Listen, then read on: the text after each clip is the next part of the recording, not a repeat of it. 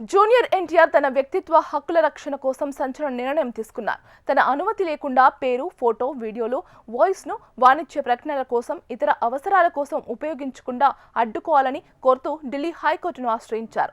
Justice Arora నేతృత్వంలోని న్యాయస్థానం ఎన్టీఆర్ చేసిన ఫిర్యాదులపై తక్షణమే చర్యలు తీసుకోవాలని స్పష్టం చేసింది.